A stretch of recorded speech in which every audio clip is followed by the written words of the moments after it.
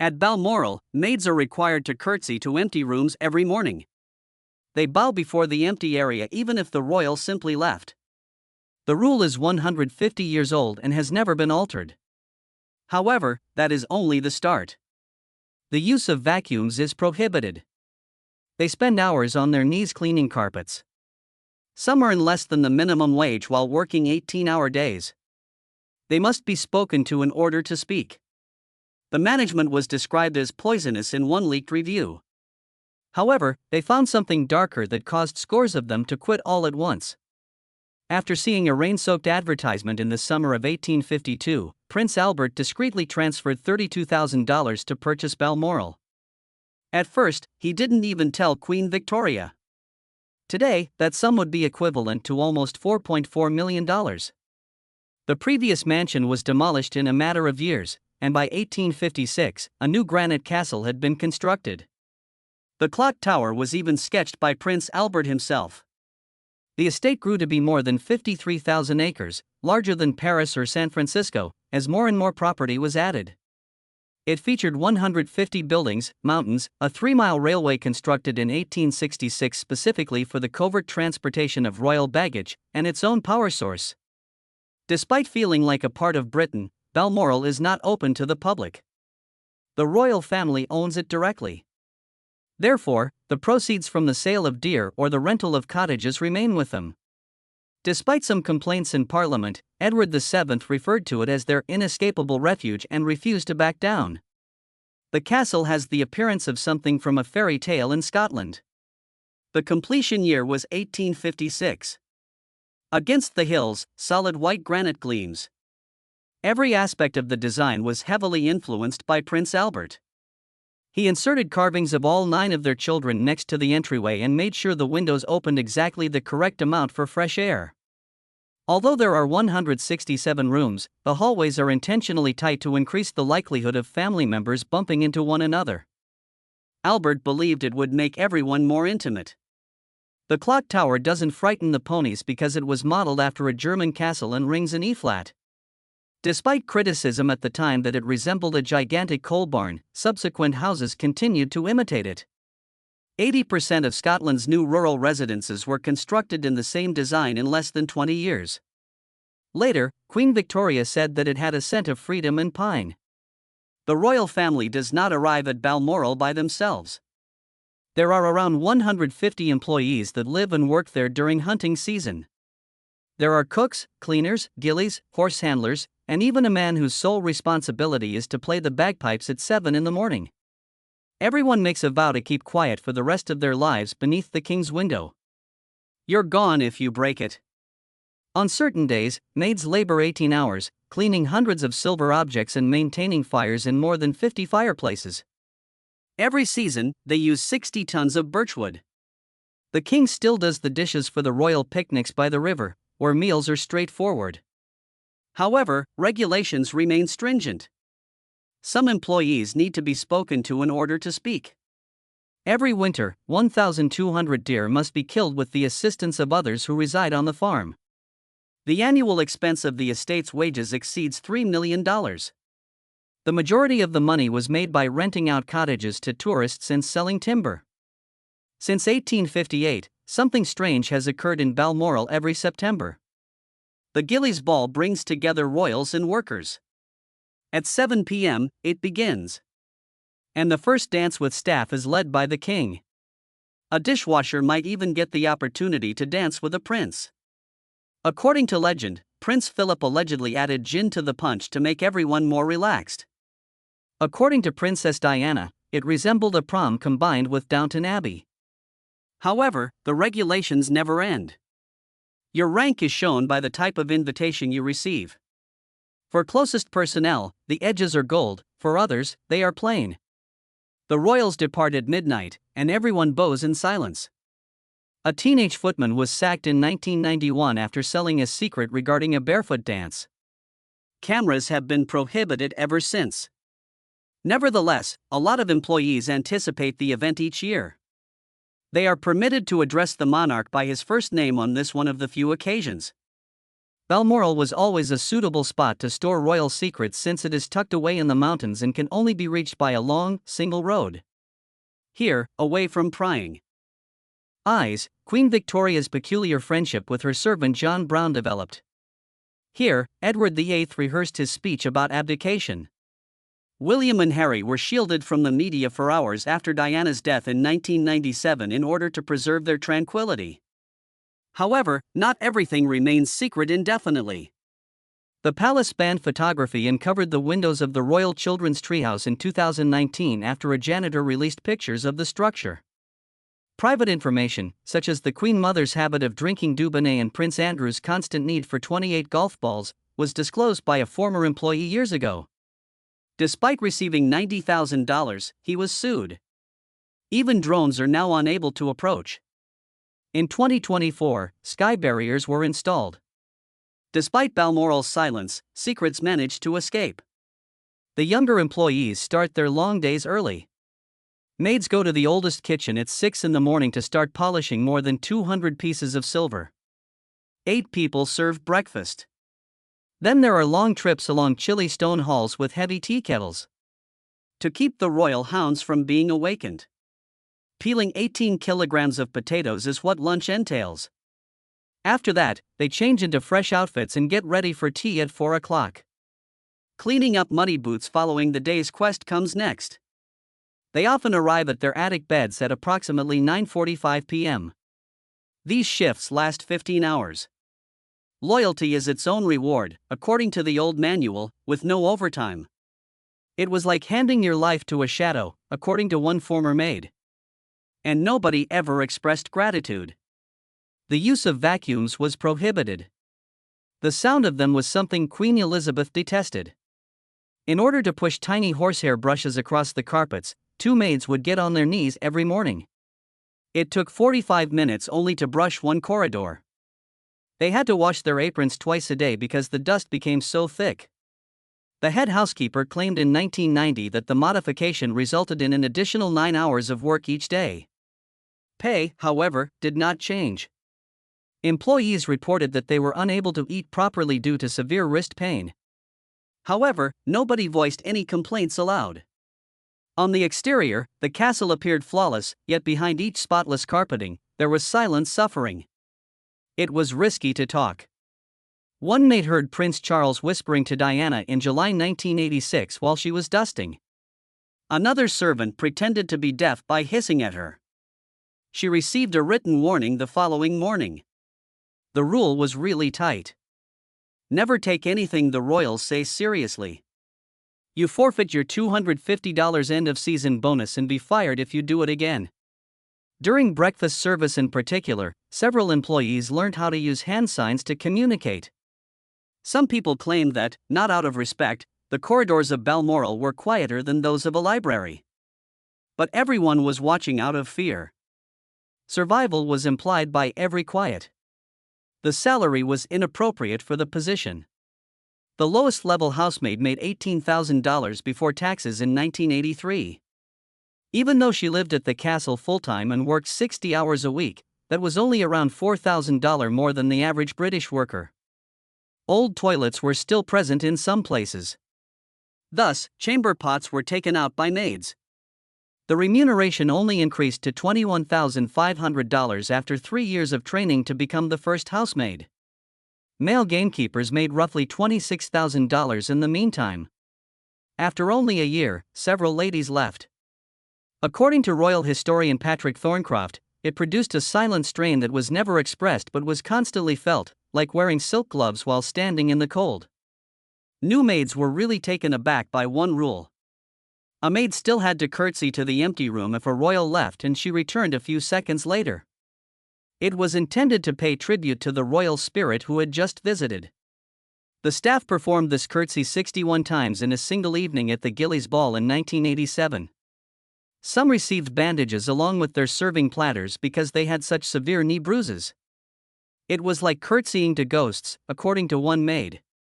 It was an indication that tradition was more important than their dignity, and nobody ever questioned it. A revelation that rocked the royal family was published in a French magazine in March 1988. It was the opinion of a young maid who had only spent 8 weeks at Balmoral the summer before. Approximately $10,000 was awarded to her, which was more than she would have made in 8 years. She reciprocated by sharing everything she observed beyond those regal gates. She discussed private moments, dinner routines, and even which dog slept close to Princess Anne's room. Within 2 days, it was reported by the UK tabloids. Millions of people were suddenly reading something that was never intended to be shared. In August 1987, she shared one of her most poignant tales. A guest mistook the rose-scented water for soup and unintentionally drank from the finger dish during a formal dinner. Instead of embarrassment, the Queen and the other members of the royal family silently imitated him. To ensure he didn't feel isolated or humiliated, they all took a sip of the rosewater.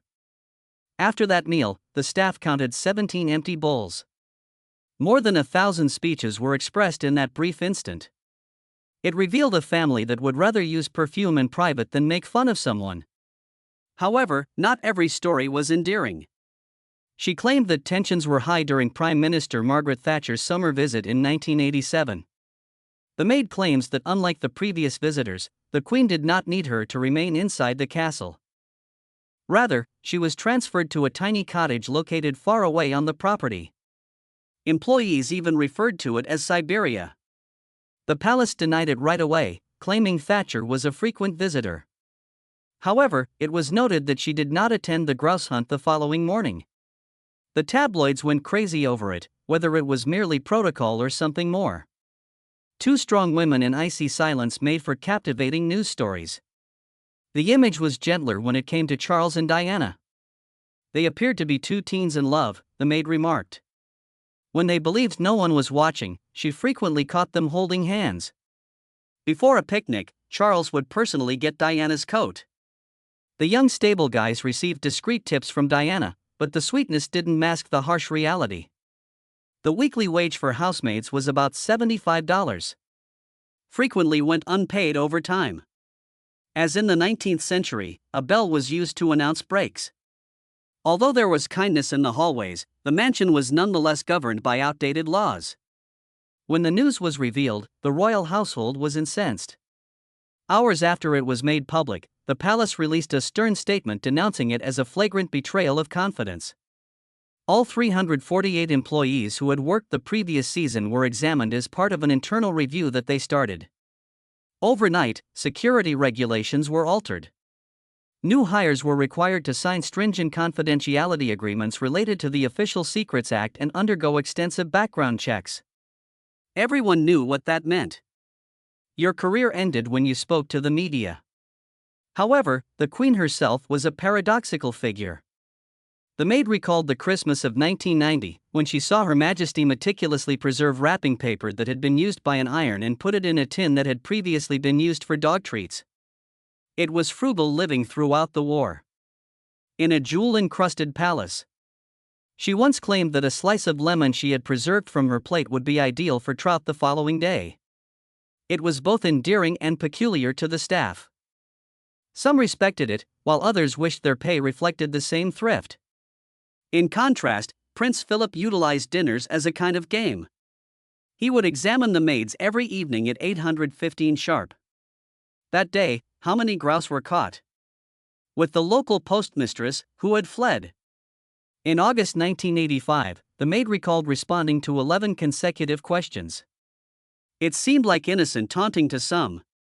However, Diana, who was still in the early stages of her marriage, felt as though she was being observed too intently. Later, she said that those nights felt less like family dinners and more like examinations. Even the kids were joining in on the palace rhythm by the summer of 1991. William, age 8, and Harry, age 6, started hiding vacuums and playing a game of disturbing the employees. They once conducted a 42-minute search after hiding a cleaner under an antique tapestry. The same week, they imitated a joke Prince Philip had played by spraying mustard on the ceiling. But there was tension beneath the laughter. Charles and Diana had a lengthy private discussion about splitting up just 2 days prior. Through the walls, the maid heard it. The castle was holding its breath while the boys played. The maid was required to take a verbal rather than written promise to uphold the family's secrets when she first arrived in May 1987. They were staring at each other as they stood in a silent hall full of stag heads. However, that pledge was not permanent. Her life had to change in order to sell her story, and the castle had to adapt as well. They began requiring all new hires to sign a legal secrecy clause in 1989. The Queen's manners were impeccable, even under those difficult circumstances. She made it a point to personally thank each member of the night staff after each major event. However, the cold attic bedrooms would not be warmed by any amount of goodwill. Maids slept in rooms that cooled to 4 degrees at night until 1994. In the morning, the hot water only ran for 30 minutes. They had to put gloves and dry sheets over the enormous stoves in August 1992 after the iron fuse blew during a downpour. Balmoral only upgraded the plumbing and distributed duvets after an audit in 1995 had brought attention to the poor living conditions. The maid liked to think that the transformation was due in part to what she had said. Behind the walls of Balmoral Castle and the royal estates, an odd thing kept happening. It wasn't your typical scandal from the tabloids. Something more subdued. The gardening crew at King Charles's Highgrove estate disbanded between the beginning of 2024 and the middle of 2025. Only one of the 12 employees remained. The others left. The exterior of the job was stunning. Royal tours, flawless flower beds, and well-kept hedges. However, beneath the beauty was burden that most people couldn't bear. They sweated over 15 acres of themed gardens that 40,000 people visited annually, working up to 60 hours a week. After taxes, their annual income of about $22,000 amounted to about $7.05 per hour. Just above the minimum salary. On July 5, 2025, things reached a breaking point when one gardener, carrying 180 kilograms of compost alone, tore his shoulder. Not even sufficient sick pay was given to him. He was had to pay 116 a week for basic entitlements. Almost everyone quit together 9 days later. Charles frequently wrote handwritten messages in black ink requesting things like pulling up a single weed overnight or replanting 700 flowers before he returned in just 3 days, according to internal emails that were hacked that month. The palace acknowledged a problem on July 18. To repair the damage, they subtly dispatched a crisis squad. However, there have always been rifts in royal life. Fiona, a teenage maid, recalled chilly evenings spent in Balmoral's attic rooms back in January 1983. She and 2 other people shared a 12-square-meter room with 10 duxie winds coming in through tiny glass windows. While they slept, their breath froze the walls. Heaters were prohibited. According to management, there was a possibility of fire. Warmer dorms by 1990 were promised to the staff in 1987. That never took place. Moreover, 1/3 of the maids had left by the end of that decade.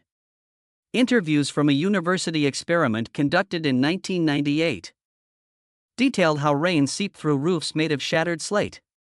6 a.m. was the wake-up time for the maids, clad in soggy uniforms that made them feel cold. 2 were dismissed for missing work after contracting pneumonia. After a government warning, electric heaters were not provided until 1992. However, by then, numerous seasoned maids have already departed for more favorable positions in cozy hotels throughout Inverness. The date is March 9, 2024. A cleaner described Balmoral's administration as poisonous in an Indeed review. She claimed that managers scolded employees in front of visitors, reprimanded maids for failing to dust picture frames, and even cut off their break times. 5 maids quit that week. Unclean rooms remained till 11 p.m. While the employees suffered, supervisors shut themselves in their offices. According to the analysis, the average hourly wage was only $10.90, which was 60 pence less than the UK's actual living wage. Other former employees responded, supporting her story: overtime past 48 hours, not paid. Although the palace made an effort to minimize it, leaked interviews revealed that 68% of departing employees cited bullying or disrespect as their primary cause. It was risky even to speak up. Royal staff members have been required to sign confidential contracts since 1950 that prevent them from ever discussing anything they have seen or experienced. These remain in effect indefinitely and were revised once more in 2022. Breaking them might result in a six-figure lawsuit. However, payroll files that were anonymous were disclosed in October 2024. People were stunned by the numbers. The salary of a top royal aide was $146,000. Just $19,500 for a maid. She was also required to share a room. The pay difference was therefore more than 7 times. The sovereign grant, or funds provided to the royal family, increased to $85.9 million in that same year, a 41% increase in just 10 years. However, maid salaries only increased by 6%. Paul Burrell, a former valet, claimed in his 2003 book that anyone who dared to speak up received legal letters within a day. Large-scale parliamentary discussions were revived by the 2024 leak. However, maids and cleaners still have limited voice because royal residences are exempt from freedom of information rules. These tales mirrored past betrayals. After 16 years of service, Marion Crawford, the former governess to Princess Margaret and Princess Elizabeth when they were younger, wrote a memoir in 1950.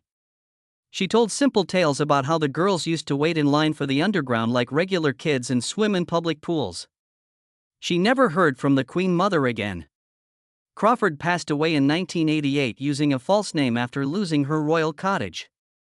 Her funeral was attended by no royals. Then, in 2003, Paul Burrell wrote a book. He was Diana's closest servant once.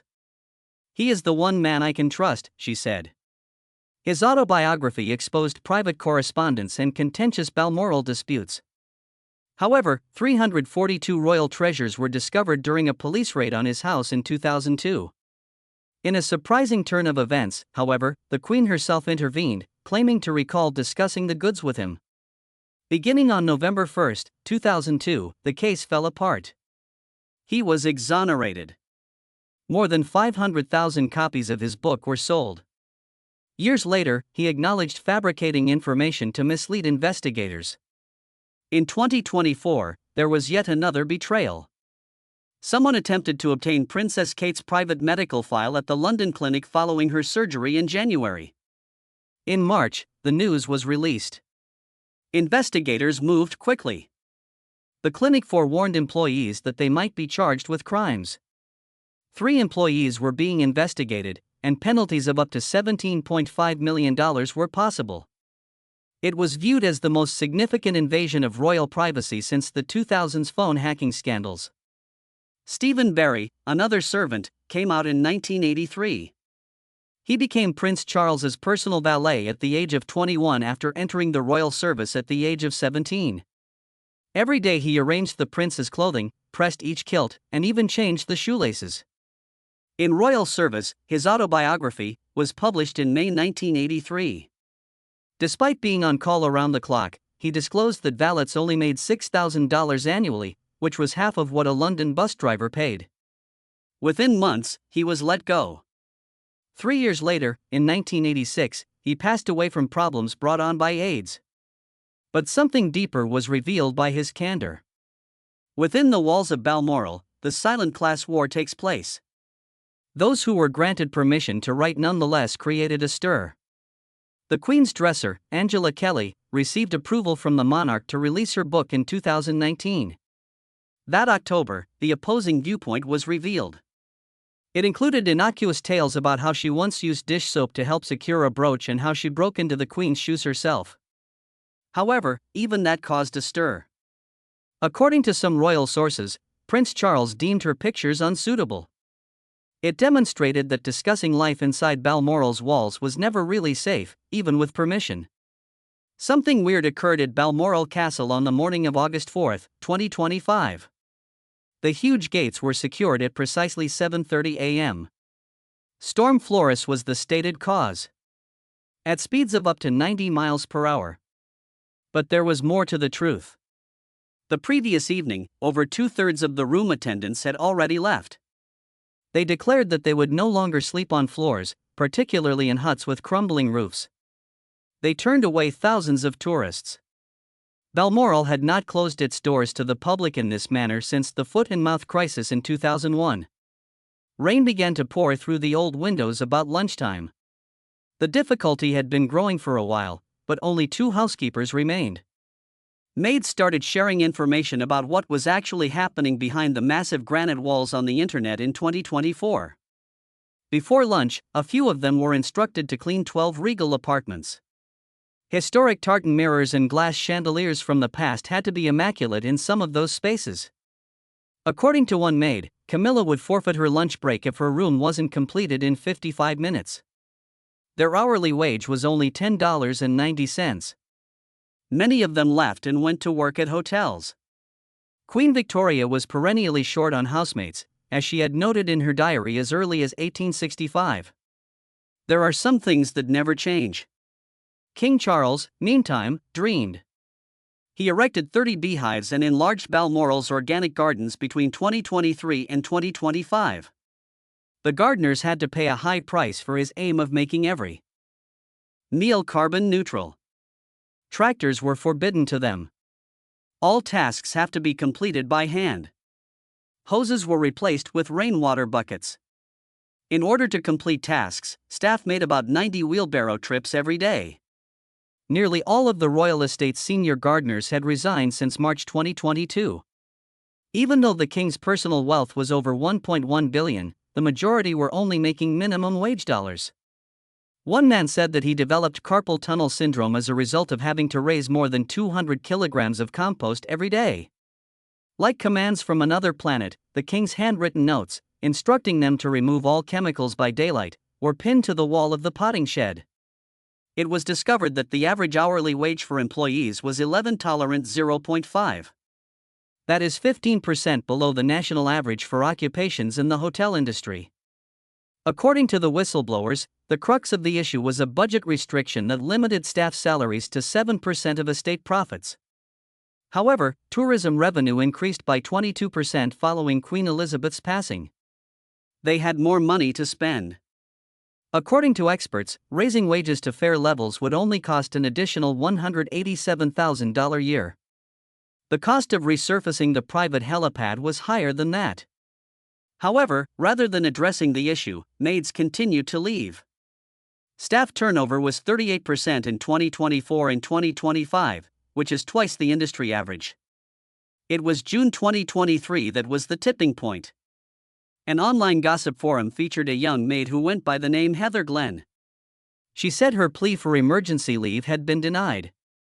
She was told to stay and starch Princess Kate's sheets while her mother underwent surgery. That day, she resigned. Only 2 of her 10 leave days that year had been used, according to her screenshots. The post became widely shared. There were more than 11,000 comments. A fresh job posting suddenly surfaced on the internet 2 weeks later. For a room attendant, that is. It stated that they required someone right away and offered $10.50 per hour. 5 additional maids reportedly gave their notice after that, although the palace said it was a coincidence. There was nothing the managers could do. They hired temporary workers from Aberdeen and paid them $19 per hour, which was nearly twice as much as what they were paying their loyal employees.